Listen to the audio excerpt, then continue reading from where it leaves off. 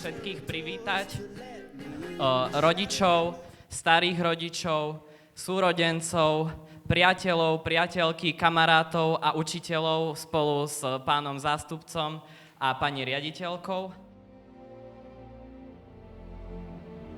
Vážená pani riaditeľka, milí učitelia, hostia, rodičia.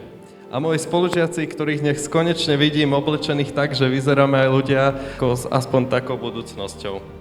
Keď sa obzriem späť na náš prvý deň na strednej, pamätám si, ako polovica z nás nevedela ani kam máme ísť a druhá polovica len naivne čakala v altánku, že ich niekto prvý osloví. Odvtedy sme prešli dlhú cestu. Plnú testov, písomiek, stresov, globálnych kurikulí, teda ročníkových projektov, skupinkovania sa a niekedy aj kreatívnych výhovoriek typu naozaj som vám to poslal, neviem prečo vám to neprišlo. Ja to mám doma na počítači. A popri všetkých povinnostiach sa tu stalo ale niečo dôležitejšie. Vznikli priateľstvá, tie skutočné, ktoré prežili aj skupinové projekty, aj keď ochlb, spoločné učenie pred testom a rôzne šuškanice. Dnes chceme poďakovať hlavne našim učiteľom, nie len za vedomosti, ale aj za trpezlivosť.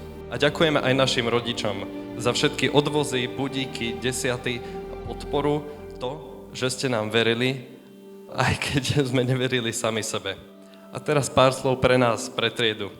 Sme super kolektív, ktorý to zvládol. Nie vždy úplne dokonale, nie vždy kľudným hlasom, niekedy nie elegantne, ale vždy spolu. A za to som vďačný. Stúžka, ktorú dnes dostaneme, nie je len ozdoba.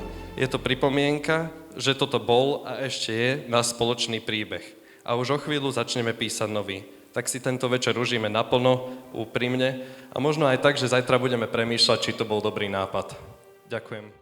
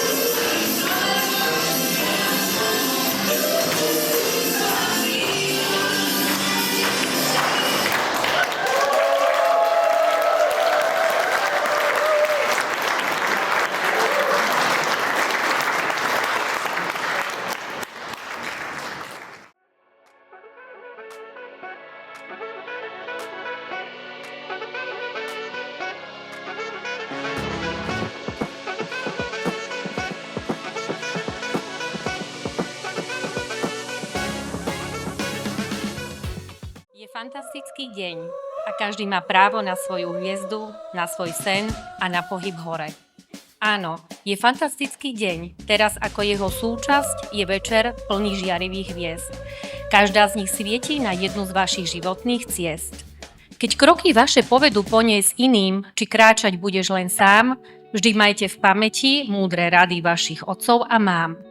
Dnes ďakovať za všetko im treba, pretože rodičia zniesli by vám aj najmodrejšie z neba. Milí naši klobučníci, Keď ste prišli na svet, boli ste stredobod vesmíru. Rodičov ste vykolajili plačom a naplňali radosťou pri pokojnom spánku. Pri prvých krokoch držali ste pevne vaše detské rúčky vo svojich dlaniach, odprevadili vás do života škôlkára, následne boli pevnou istotou pri prvom školskom dni a ďalej počas plynutia 9 rokov základnej školy. Boli vašou bútľavou vrbou, ktoré ste šepkali svoje tajomstvá, riešili boliestky a trápeníčka, polivali ju slzičkami, ale hrdo hlásili šťastné radosti.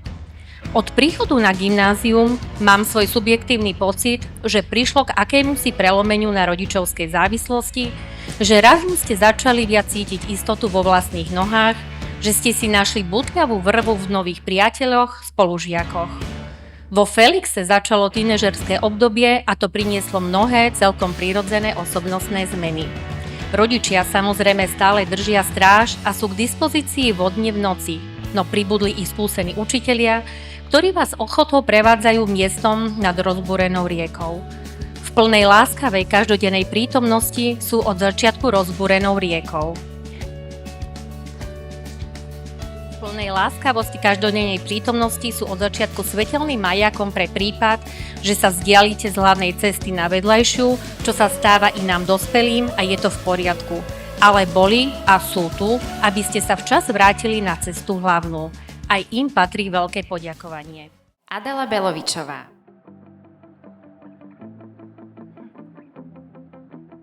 Matúš Halák. Natália Hilario. Lucia Hlavačková.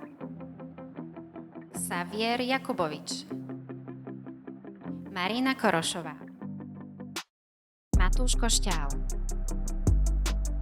Anna Kuchareková. Tomáš Malík. Monika Pašmíková.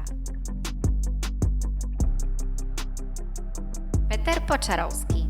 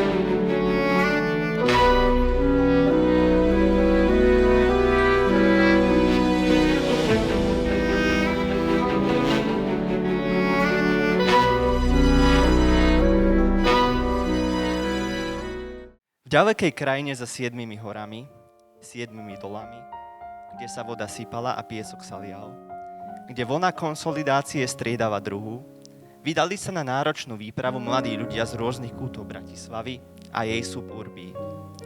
Potrebovali však niekoho, kto im ukáže cestu, kto bude ich sprievodcom.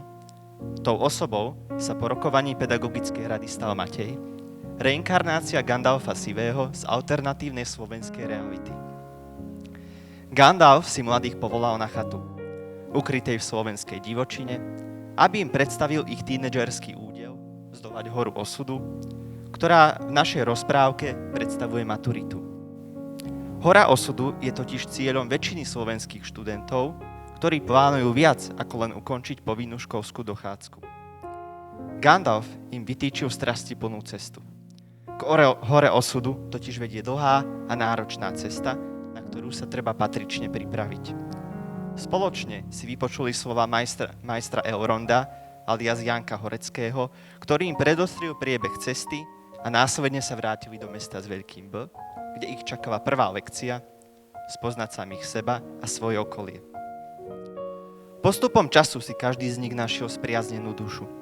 či už išlo o Adelku a Hanku, ktoré spolu s Gandalfom hodnotili výzor a outfity žien v showbiznise i na verejnom priestore, alebo Marinu, ktorá trávila tak veľa času s Jankou, že sa ich DNA prepojila a sama si osvojila jej maniere.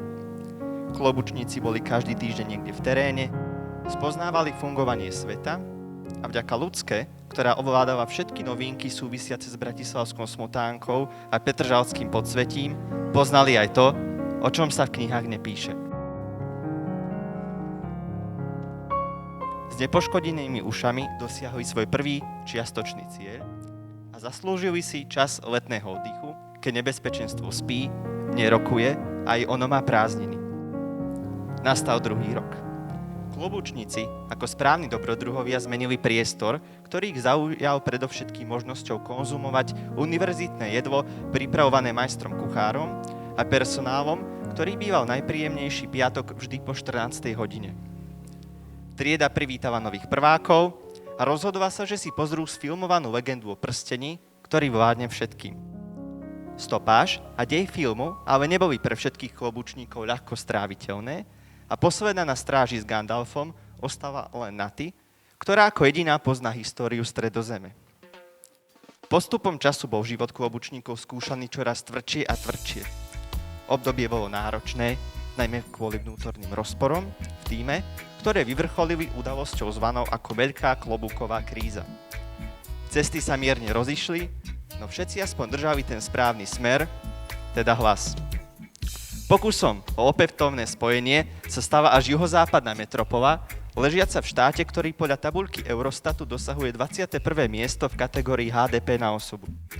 K plánovanej rekonštrukcii však nedošlo, výluka pretrvala. Pozitívom je však, že sa nikto v Gaudiho meste nestratil, najmä kvôli Matýho znalosti metra a grafikonu. S mierne oškretými ušami nedosiahli svoj druhý čiastočný cieľ, no leto im opäť poskytlo čas oddychu, keď nebezpečenstvo spí, nerokuje a aj ono má prázdniny. Tretí rok začal byť zaberák.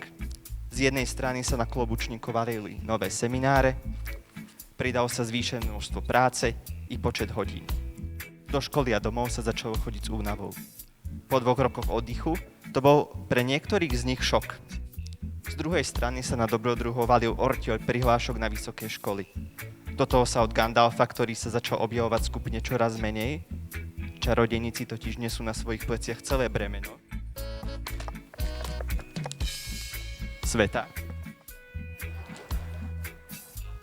sa dozvedeli, že väčšina z nich potrebuje pre svoje budúce cesty vodičský preukaz typu B.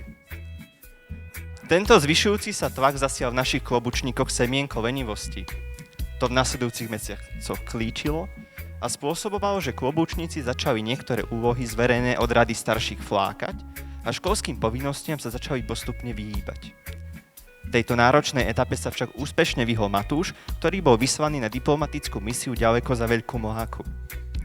Ostatným dobrodruhom sa však pomocou múdrej elfky Aťky a vnútornej sily všetkých členov výpravy podarilo odstrániť bariéry stýčené v druhom dejstve. Trieda sa inšpirovala Monikou, ktorá vždy hrala s odhalenými kartami a prestali mať postupne voči sebe pochybnosti a chovať zášť.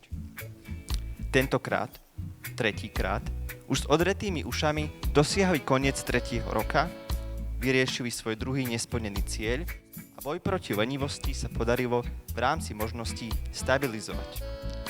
Dosiahli tak svoj posledný veľký čas na oddych, keď nebezpečenstvo spí, nerokuje a aj ono má prázdniny. Posledným cieľom a tým hlavným je dosiahnutie vrcholu hory osudu, ktorá ani jedného z nich neminie.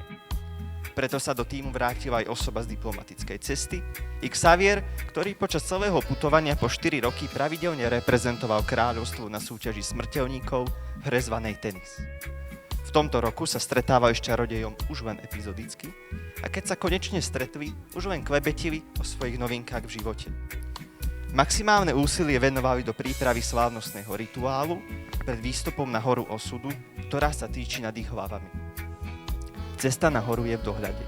Na jej vrchole sú rôzne cestičky. Najťažšie sa javí ako tá matematická, potom tá slovenčinová. Po tých by ani sám Gandalf nemal odvahu kráčať. Tomáš a Peťo si však chcú dať poriadne do tela a preto sa rozhodujú ísť na vrchol až 5 cestami. Ako dopadnú oni a 10 ďalších, ktorí sa dali na túto cestu? Čo sa nachádza na vrchole hory, kde ešte nikto z ich rovesníkov nebol? Sú dostatočne pripravení? A čo sa nachádza za horou osudu, ktorú keď zvládnu, otvorí sa im úplne nový život? To bude príbeh na iné stretnutie. Možno zajtra, možno na stretávke klobúčníkov a možno o 500 rokov. Matúš totiž všetko podrobne sleduje a všetko zapíše niekde svojim úhľadným fontom.